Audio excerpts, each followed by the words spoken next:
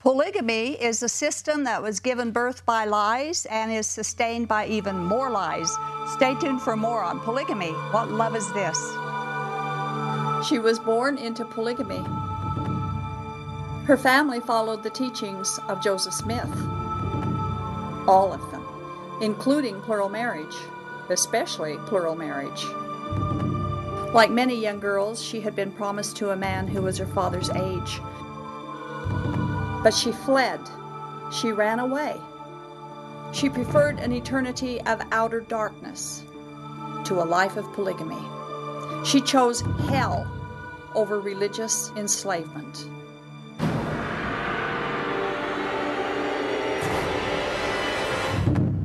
That girl was me. After I fled, I thought I was free, but I realized I wasn't free. I was lost, alone, desolate. No home, no hope, no life. Then Jesus Christ found me and rescued me, and He loved me. In His love, I found real freedom, a real home, a real life. And Jesus offers you the very same thing. He is a shield to all who will take refuge in Him. He has been a refuge for me, and He can be for you too. Knowing the surpassing love of Jesus Christ today, this is why I can look back and ask, polygamy, what love is this?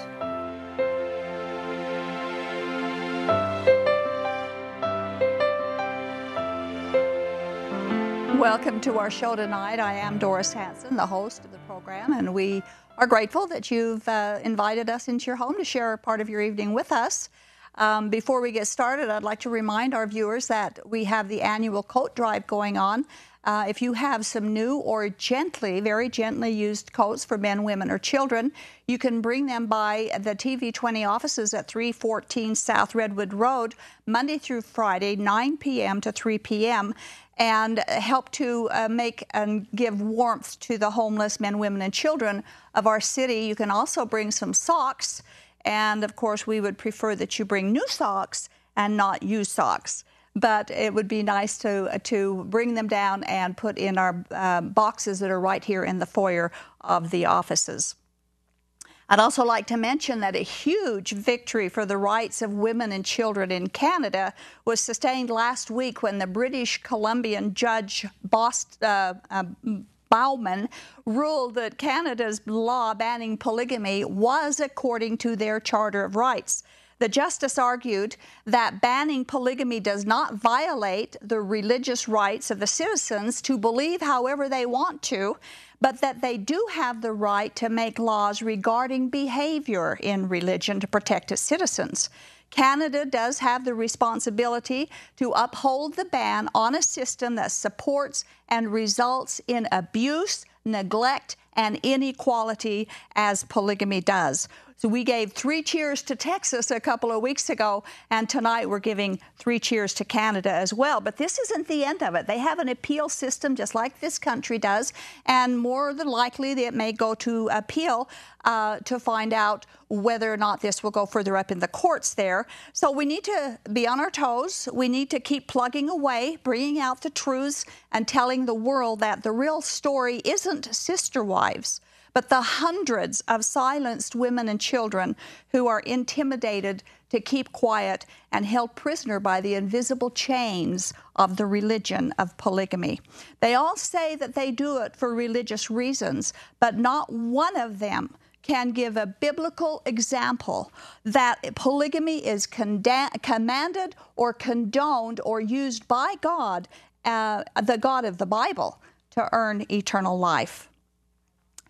In 1890, Wilford Woodruff, who was the presiding Mormon president and himself had 6 wives and 33 children, claimed that he was given a directive by God that the Mormon people were to stop the practice of polygamy.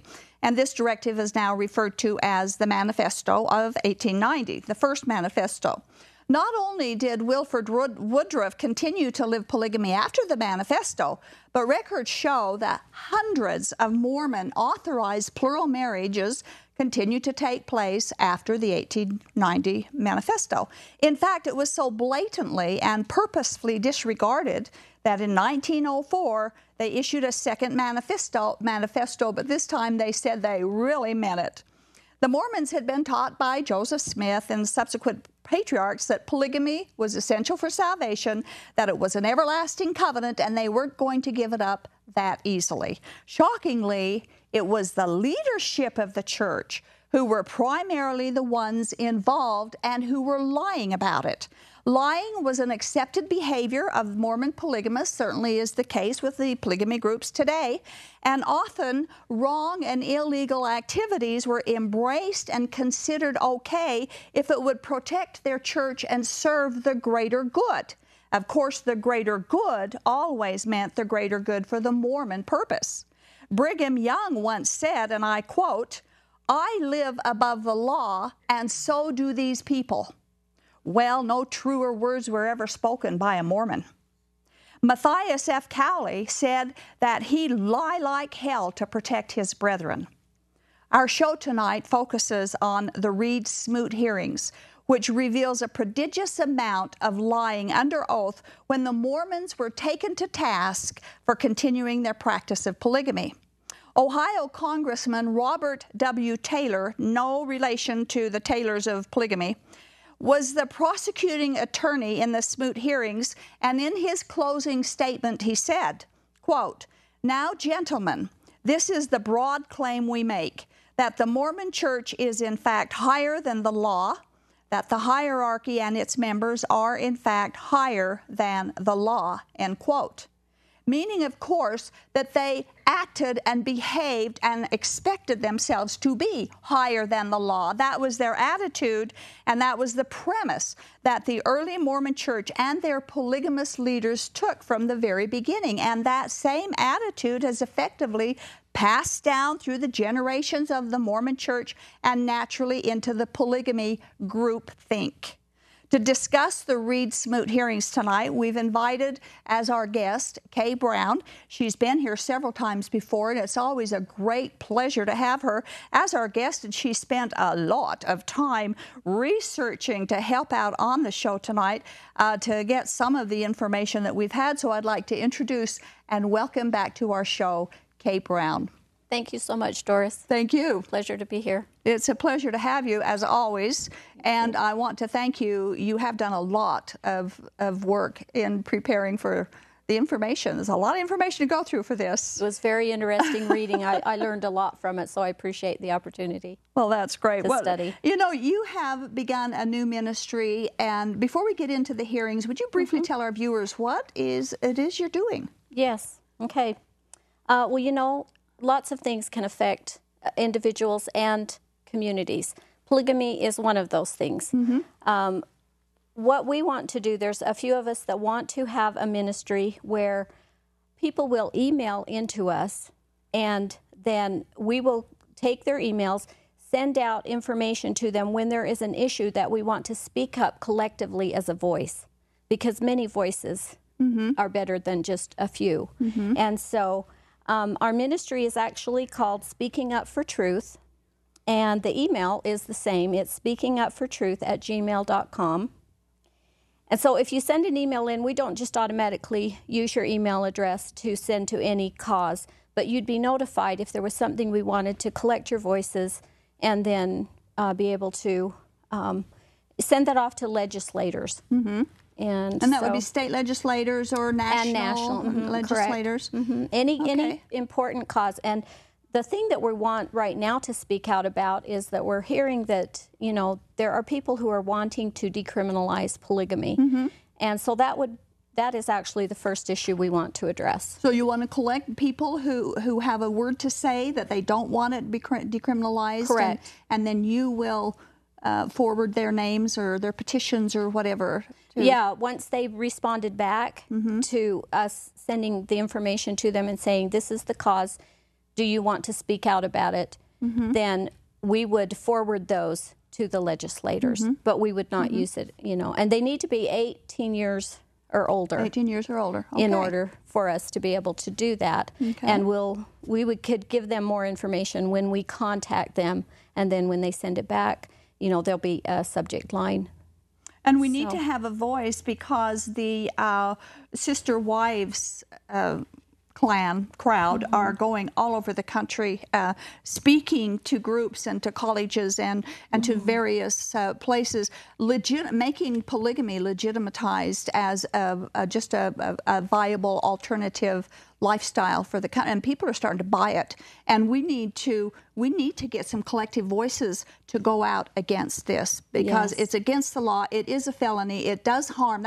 This Canada case proves that it does harm to women and children, and to the male species as well in many circumstances. So email Kay at, what's that email again? It is speakingupfortruth@gmail.com. Okay, so we invite our viewers to get involved. It's the only way that we are really going to be able to bring truth to bear on this culture of polygamy. Now, on the resources that we studied up for this show tonight, and so that we won't have to mention it every time we do a quote, why don't we just say up front what resources we use to get our quotes and to get our information? What did you use for yours? I studied this book. It's called The Mormon Church on Trial, and Michael Harold Paulus is the editor. It's actually the transcripts that were written and collected, and they're actually public record. He took those, edited those, put them in this book. It's about a 700-page book, and so most of the things actually that we're going to talk about tonight are direct quotes. We'll be reading a lot. They are actual historical quotes from this congressional hearing that took place. And the information that I used to collect for the quotes I'm using tonight, I used 3 volumes of testimony entitled Committee on Privileges and Elections of the United States Senate. I downloaded 3 volumes from the internet in huge PDF files. One of them was over 100 megs, the other one was almost 100 megs, and the other one was over 75 megs. And then I also used Mormon Polygamy by Richard Van Wagner and Solemn Covenant by Carmen Hardy, along with some other various articles and books, but those were the main material that I used. So if anyone wants to study up on the Reed Smoot hearings, you can go to any of these volumes that we've talked about and get some very good detailed information, more than probably you ever want to know. But before we get started on some of these quotes, there are going to be right now viewers who are watching that don't have a clue what the Reed Smoot hearings were all about. So I'm briefly going to familiarize you with what they were. Now, I've already mentioned that in 1890, when the Mormons claimed that they gave up polygamy with this manifesto, the United States government had made that a condition on being statehood. And so 6 years later, in 1896, Utah became a state. Well, immediately after it became a state in 1896, the number of plural marriages rose, spiked up, which prompted the Salt Lake Tribune to accuse the Mormon leaders of deception. In fact, the year that the statehood was granted, the future Mormon president, Joseph F. Smith, said, and I quote, "Take care of your polygamist wives now. We don't care for Uncle Sam now." Now, that shows their mode of thinking at that time. On page 251 of Solemn Covenant, Ray Stannard Baker is quoted as saying that Mormon polygamy was so common that leaders in Salt Lake City could take a streetcar in any direction and arrive home. When Wilford Woodruff died, Lorenzo Snow reigned over the Mormons, and polygamy continued to thrive. Wilford Woodruff was a polygamist, Lorenzo Snow was a polygamist, and the same year that Lorenzo Snow became president, this is all after the manifesto, B.H. Roberts was denied a seat in the United States House of Representatives because he was a polygamist. Now, Reed Smoot was an apostle of the Mormon Church, And with the approval of church leaders, he ran for and was elected to the United States Senate in 1903.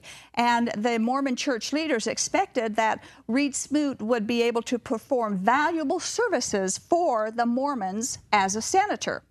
After his election, huge volumes of protests from around the country, church groups and women's organizations were aroused against Reed Smoot. Many of them were concerned because Reed Smoot was an apostle, a member of the highest governing body of the Mormons, and its leadership approved of and practiced plural marriage. In response to this uproar against Smoot, an investigation was opened to discover whether he was qualified for the office of U.S. Senator. The investigation, which we're going to be talking about now, lasted over 3 years. It produced over 3,500 pages of testimony. They were never able to prove that Reed Smoot was a polygamist, but they did prove that he had a strong sentiment for polygamy. Now, there was the National Congress of Mothers and other things that came up with this protest. Would you tell us about that? Yes. This National Congress of Mothers, over 2 million of them, demanded that Smoot be sent home. And on April 19th, 1904, the Salt Lake Tribune had an article which read as follows: "The following resolution, proposed in Washington, D.C., was adopted by a standing vote of the Daughters of the American Revolution, only one delegate dissenting. Whereas and this is the quote, whereas the Mormon Church teachers and many of its leaders defiantly practice polygamy, which is a crime against the government and the United States, and tends to the degradation of women, the destruction of the home, which is the bulwark of the nation's safety, and the jeopardy of our sacred institutions, we most earnestly protest against the continuance of an apostle of the Mormon Church in an official position in the United States." Now, I've heard some Mormon historians talk about these people that protested against Reed Smoot seating in the Congress, and they have very conveniently said it was the Protestant people who made up these people who protested, but that isn't true. That Protestants were involved in it, yes, because polygamy is not a Christian behavior. Right. But it wasn't just the Protestants. But they make it sound like we're the bad guys, you know. But there were other people involved, not just Protestants in No, there were protesting. a lot. There were a lot, actually, over 2 million of just the women alone. Yeah, the women organizations. Now, there were prosecution charges. There were 6 prosecution charges against that was brought out in this testimony. Plus, there were 4 main arguments against Smoot by the prosecution. So would you explain to our viewers what those 6 and then what those 4 were? Yes, I'll actually read them directly. Number 1 is the LDS priesthood had supreme authority in all things temporal and spiritual. Number 2, the first presidency and 12 apostles were the supreme administrators of this authority. Number 3, the church's authorities had not abandoned the principles and practice of political dictation, nor abandoned belief in polygamy and polygamous cohabitation. Number 4, the church's attitude was evidenced by its teachings. Number 5, this body of officials, of whom Senator-elect Smoot is one, had sought to pass a law nullifying enactments against polygamous cohabitation. And number 6, protect and honor the violators of the laws against polygamy and polygamous cohabitation. Now, the 4 main arguments that you mentioned are these. Number 1, and these are against Smoot being seated as a senator. Smoot was a polygamist, and later that was claimed to be false. Right, they couldn't prove he was. They couldn't prove he was. Number 2 is he had taken an oath against the state of Utah and the United States government. Number 3, he would do whatever church officials asked.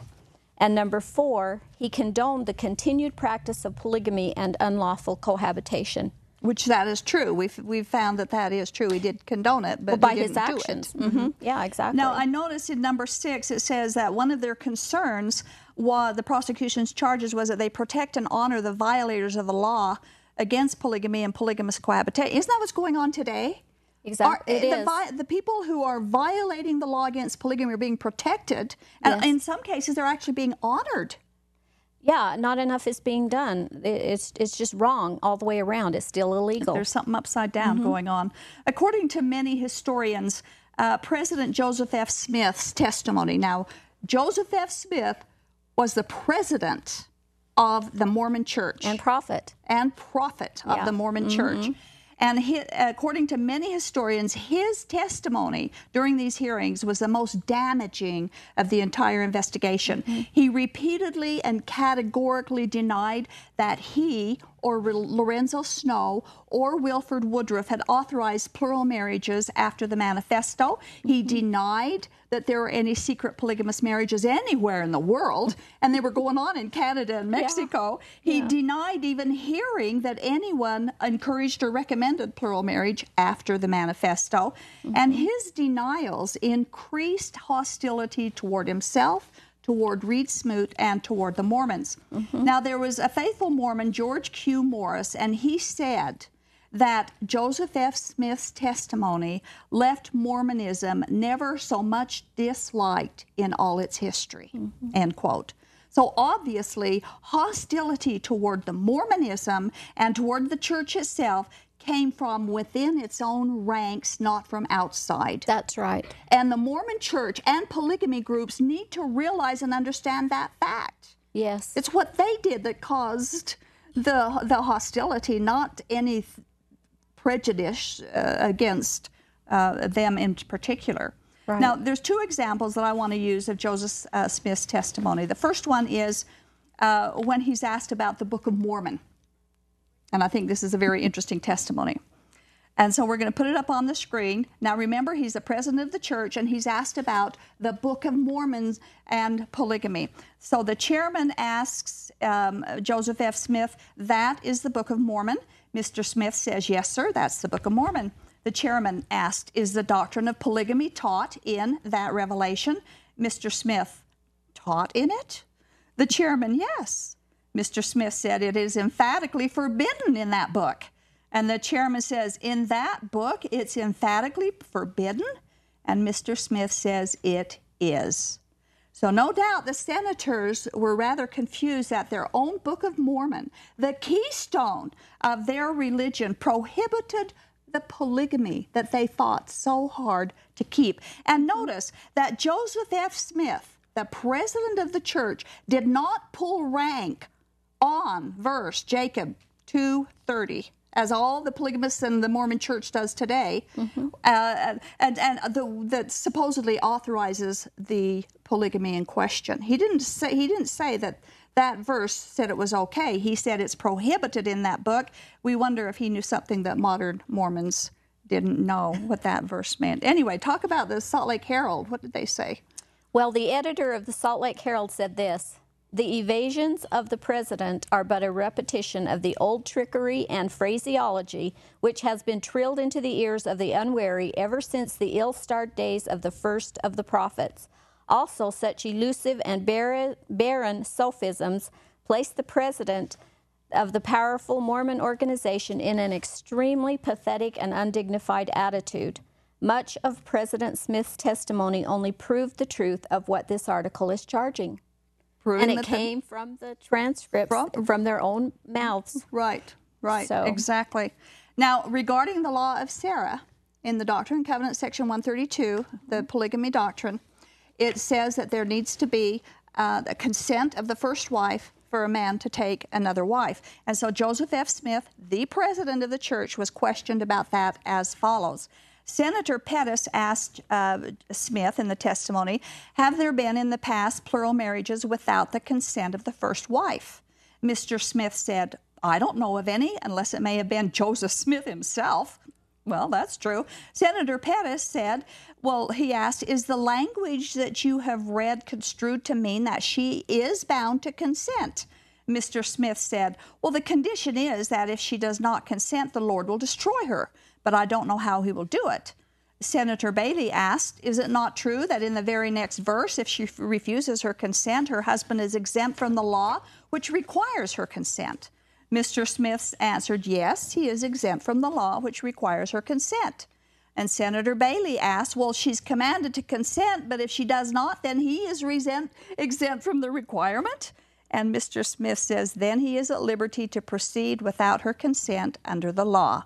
Senator Beveridge asked, in other words, her consent amounts to nothing. Mr. Smith, it amounts to nothing but her consent. Isn't that sad? It's very sad, and it's very much double talk. It's phraseology. Yeah. Exactly what that article was talking about. That's all it is. And they take that and they use it to threaten the women. From those days clear up until today, they still do that. Yeah. They still do that. So the conclusion of these hearings came out in somebody's remark. What was that he said? Yeah, it says the difference between polygamy, fornication, or adultery is that in Utah, a man comes out and says, A is my wife, B is my wife, and C is my wife. And of course, we know legally only A is a legally recognized wife. Right. And from all this, Utah became the laughingstock of America, and indeed, oftentimes still is. And Smith said that no polygamous marriages occurred after the manifesto and the Supreme Court ruling, and the LDS members had agreed to it by a vote in conference. And that's a lie.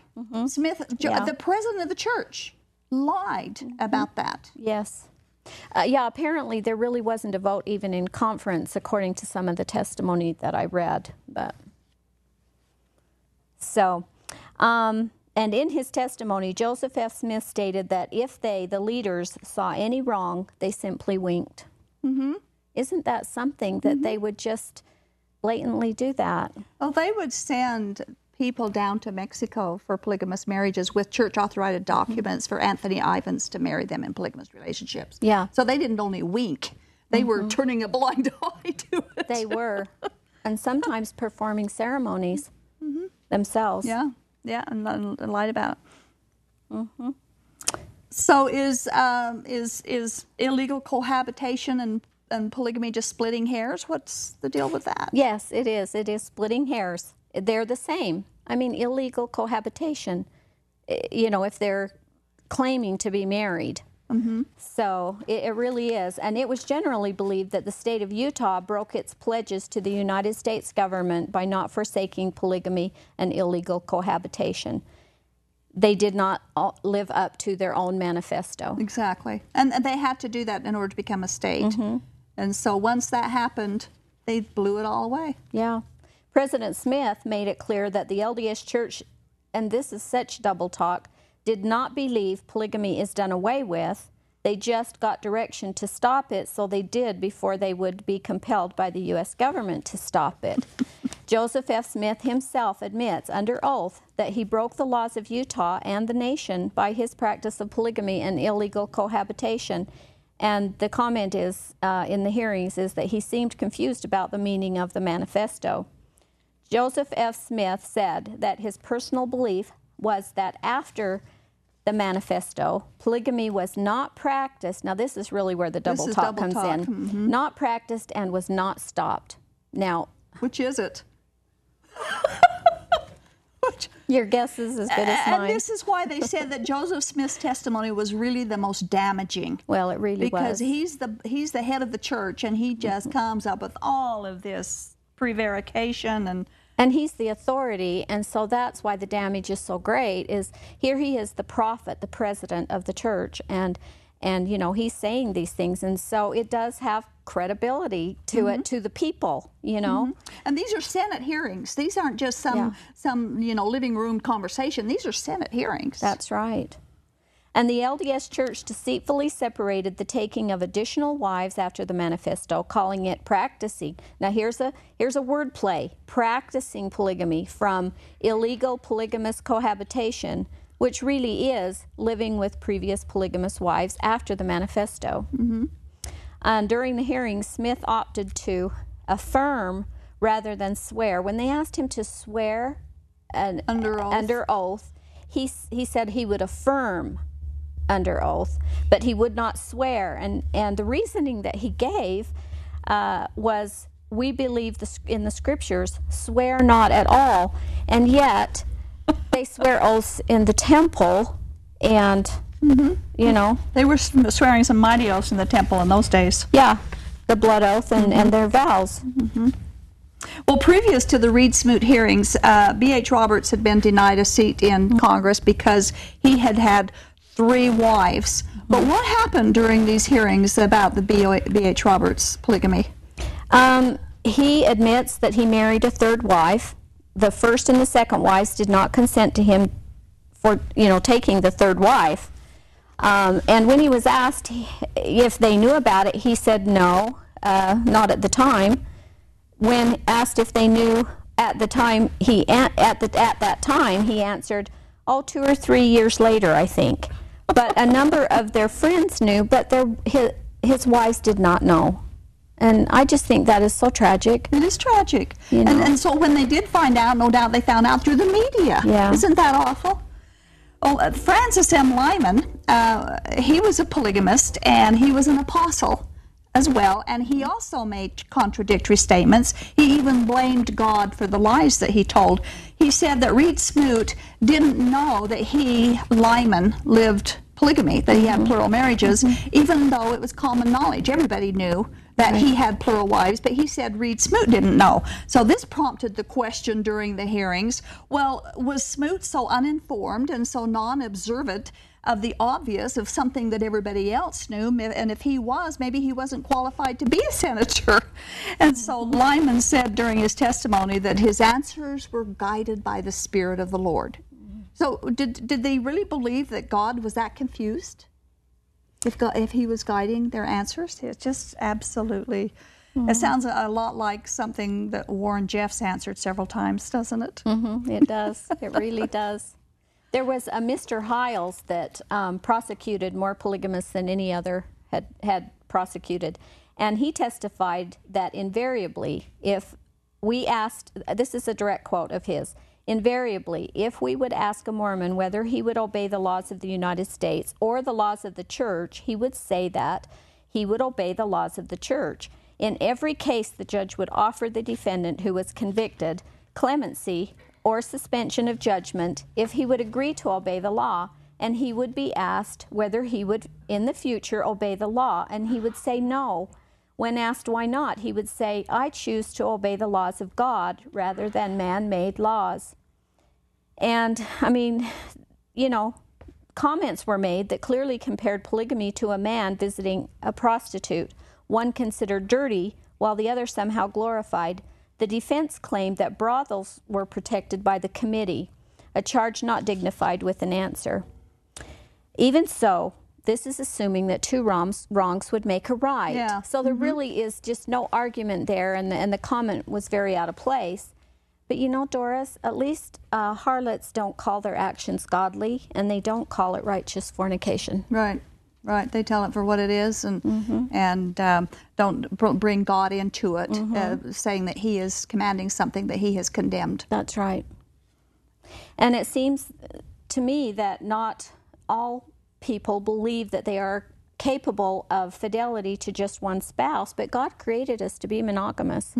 I think you've said on the show before that, there's pretty much equal man for woman. Yeah. And in 1 Corinthians chapter 7, verse 2, I just wanted to bring this out. It says, each man should have his own wife and each woman her own husband. And I know we've used that quote an awful lot on the show. You betcha. Well, we've got a lot of information to go through. Obviously, we won't probably get through it all, but we're going to make it a good try. But anyway, we have a message here that we would like to share with you. We're going to open up the telephone lines now. Our number is 801-973-8820. Please call in if you would like to put your 2 cents worth or ask questions or make comments about our conversation tonight. And while we're waiting for the phone calls to come in, we do have a message we would like to share with you. You are watching Polygamy, What Love Is This? Broadcasting live from Salt Lake City, Utah. This program is the broadcast outreach of A Shield and Refuge Ministry. Shield and Refuge is a point of first contact for Mormon fundamentalists who question the doctrines of the religion or who are actively seeking for an opportunity to escape the polygamist lifestyle. Examining the claims of fundamentalist doctrine against the backdrop of biblical truth is central to our efforts. We invite you to contact us. Call toll-free at 877-425-9993 or email us at tv@aboutpolygamy.com. You are welcome to join us in our monthly support group, Life After Polygamy, where you can meet others like yourself who are searching for answers about polygamy and Mormon fundamentalism. We meet monthly in the Salt Lake City area. For more details about time and place, call us toll-free at 877-425-9993 or email us at tv@aboutpolygamy.com. We want you to know that we've made available to you some outstanding resources free of charge. You will find them at our website, www.whatloveisthis.tv. There you will find the DVD Lifting the Veil of Polygamy, which documents the real-life stories told firsthand of those who were lifted out of the culture of polygamy through the power and love of Jesus Christ. Also, free of charge to you is the booklet Is Polygamy Biblical? It explores plural marriage in the context of God's Word and answers questions like, did God ever command polygamy? Is it part of God's plan? While you are at our website, make sure to take advantage of the archived episodes of this program, which can stream on demand directly to your computer. There are more than 100 shows to choose from.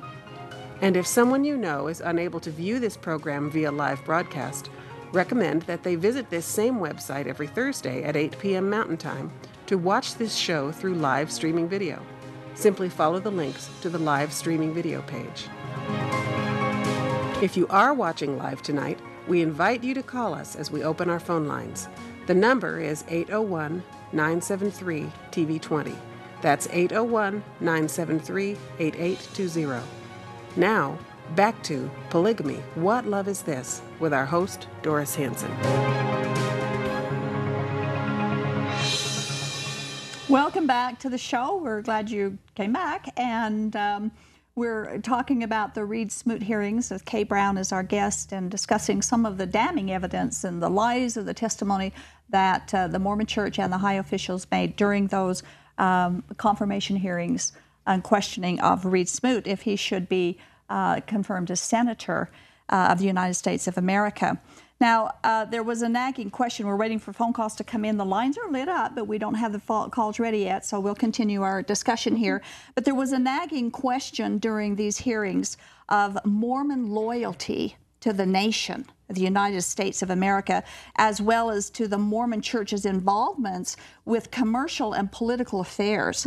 Now, Reed Smoot declared that he would not be susceptible to any church influence as a senator, despite their instructions that loyalty to them must supersede all other allegiances. The church comes first. That's what they were told. And that is one of the reasons that people today are afraid of a Mormon president. Yeah, I know I am, just because I know that, there is such loyalty, and so... They make oaths of allegiance to the church first. Yeah, and Charles H. Jackson, he testified, this was in 1902, that Apostle John Henry Smith went into Boise, Idaho, while the Idaho legislature was in session, and there procured the passage of a resolution as to whether a constitutional convention should be held in Idaho for the purpose of taking out of the state constitution the clause which prohibits polygamy in Idaho. Now, Jackson said, whichever way the Mormons vote, so goes the state. And I just want to reiterate, this was after the manifesto. In fact, this was done 12 years. 12 years later. Yeah. Yeah. And so, did the nation's laws mean nothing, to these people?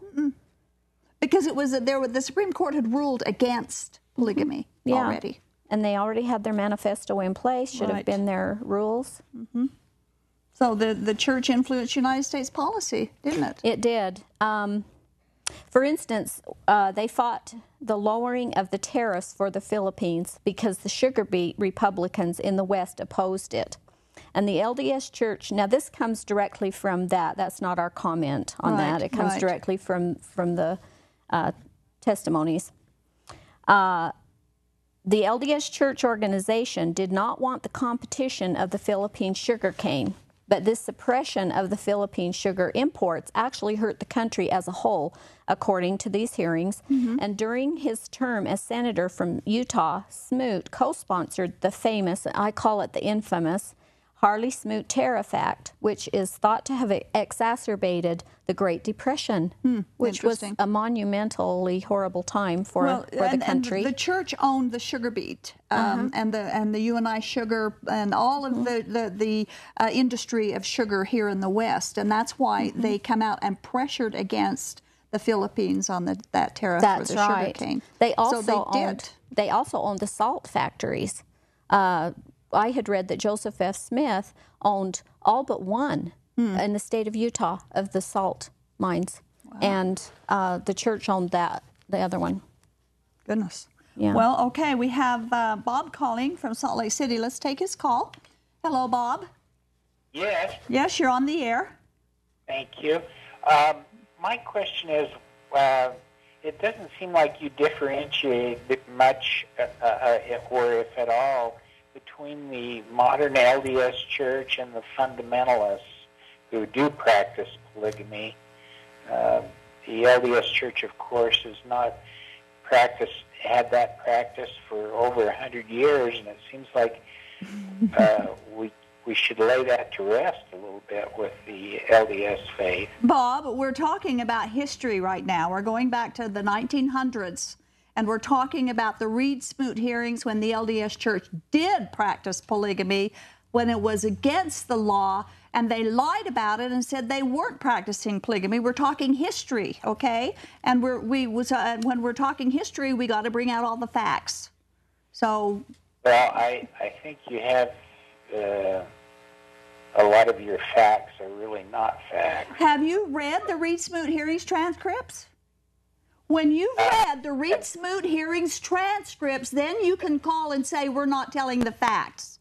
But we've read these books and this book and the book that she's got, over a 700-page book on the Reed Smoot transcripts, and that is what we're talking about tonight. Have you read them? It just seems to me like you're living in the past, and if you would differentiate between the LDS faith, I think you would acknowledge we're not practicing polygamy now. Bob, I'm going to hang up right now, and I'll differentiate according to the facts. Thank you. We have the LDS Church today that does not authorize polygamous marriages. We have many polygamous groups today who do practice polygamy. Polygamy was started by the inventor of Mormonism, Joseph Smith. And he said, if you don't live polygamy, you're going to go to hell. Mr. Brigham Young said the same thing. So did John Taylor. So did Wilford Woodruff. So did Orson Pratt. So did Parley P. Pratt. So did Lorenzo Snow. So did Joseph F. Smith. And on it goes. Now, if you want to break that down, we're talking history. And if history is living in the past, then maybe you ought to go out and fire all the historians in the world. Okay, line 3, we have Ann from Salt Lake City. Hello, Ann. Yes. Yes, you're on the air. What's your question? Well, I have grave concerns about our government. If these two gentlemen who are LDS are running for president, if either one of them gets in, because I do not feel that the LDS Church is a church, but rather an occult. And I'm wondering what they will do with because we have it in our Constitution, a separation of church and state.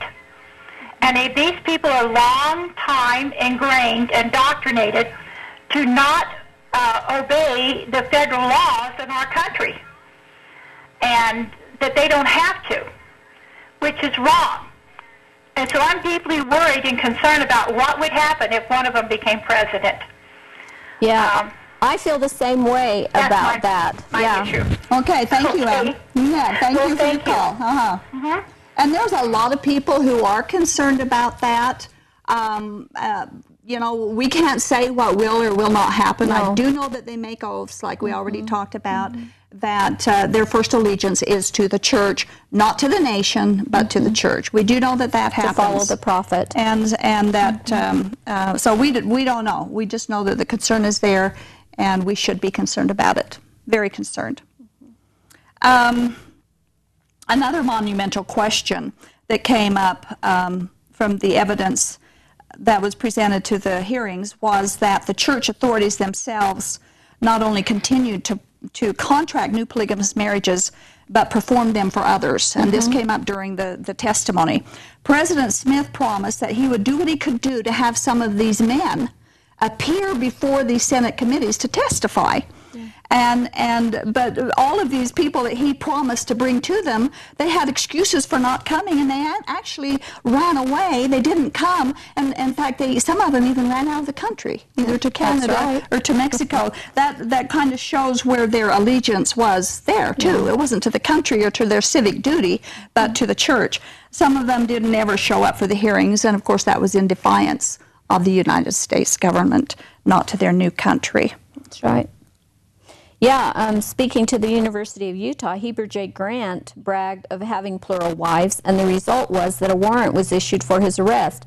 But before Sheriff Frank Emery could deliver the warrant to the apostle's house, Grant was tipped off and was already speeding eastward. That's a quote. And there was a newspaper quote. The Herald was, this is the quote from the newspaper. The Herald was informed last evening that on Tuesday evening, Apostle Grant got on the Rio Grande train from the west side of the yards, catching the smoking car as the train pulled out. The train was an hour late out of Salt Lake. I had not the slightest idea he would try to escape, said Sheriff Emery. I supposed he would submit to the warrant without question. Now, I'd like to make a mention right here that Heber J. Grant was a polygamist and became president of the Mormon Church. So we can see the characterization, the character of these people that were supposedly not running, not going to lead the church people astray. Yet they themselves evasion of the law didn't even have the integrity to stand up for what was right. And in the year 1904, Mr. Powers tells that Heber J. Grant stated at the University of Utah to the young men and women there, a state institution supported by the taxes of Mormons and Gentiles, and this is a quote, and he made a contribution of $150. He told them it was $50 for himself and $50 for each wife, having two. And he said that he regretted that the laws prevented him from having more. There had been several hundred students there at the time of this speech. The laws prevented him from having more than two. It prevented him from having two. I know. If it weren't so sad, it would be terribly funny. He was given a reason why he wasn't giving more than $150. If the law let him have 12 wives, he would have been giving $600 Divvy that up. instead. Oh, my goodness. Okay. Another telling thing was as the leadership of the Mormon Church is on trial, and they're found to be lying in their testimony and prevaricating, and some of them not even showing up for the hearings, even though they're asked to come. Smoot finally offered to resign his senatorial seat, and he said that he would rather leave than bring sorrow on the Mormon Church. Their dishonesty was prevailing, and further testimony continued to reveal their lies and deceit. And Smoot, rather than let the church be embarrassed, said, I'll just resign my seat rather than this go on. There was too much exposure going on by their own doing. By their own doing. In the entire media of the country was picking up on all this, and it was pretty devastating to them. Unfortunately. And one thing I just want to say right here is the only reason we share this is not to mock, to make fun, but this is out of love, that people can know the truth, because truth matters, and everything is based on truth. If you have that, you have everything. That's right. Absolutely right. And we do urge you to check these things out for yourself. If you don't believe what we're saying, as our first caller tonight did, pick up the Reed Smoot hearings and study these things out for yourself. Jesus said the root bears the fruit. And if this is the root of the Mormon Church and the polygamous groups, for heaven's sakes, the truth is worth finding out. Okay, on line 2, we have Chrissy from Salt Lake City calling. Hello, Chrissy. Hello, Chrissy. Hi. Hello. Hi. You're on the air. Hi. I just want to know where you are getting the facts on the polygamists. and how Parley P. Pratt and everyone was saying that if you are polygamous, like if you're not polygamous, you're going to die in hell or something like that. Where were you getting that facts? Where did I get that information? Where did you get that information? Well, read section 132 of the Doctrine and Covenants. Mm-hmm. Read section 132, and Joseph Smith said that if you don't abide by this covenant, which is the covenant of polygamy, you will be damned. And Brigham Young over and over again said that those who don't live and abide by this law will be damned. Orson Pratt in The Seer, and in his speech in 1852 when he made the polygamy revelation public, you will be damned if you don't practice polygamy. It's all through the early Mormon history. Doris, can I share this really quick? Yes. Maybe this will help answer the question. Under oath, Talmage explained that celestial marriage originally meant plural marriage, and at the turn of the century it was defined to mean eternal marriage. And the Doctrine and Covenants was edited at that time.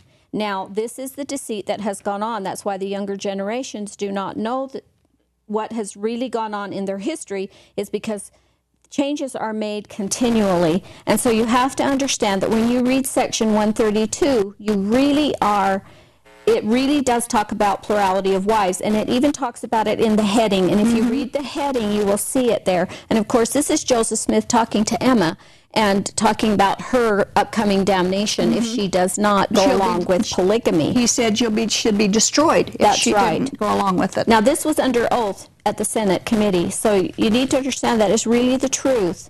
That is what was originally meant, and it was only changed for convenience sake. So it's absolutely true. So did that help you, Chrissy? But when it comes to Joseph Smith's first marriage, it was with Emma Smith, and it was before the polygamy rule came around, and that was a celestial marriage. What? God only asked for the polygamy to start after all the guys were basically dead. Whoa, Chrissy, Joseph Smith had 34 wives himself. Yeah.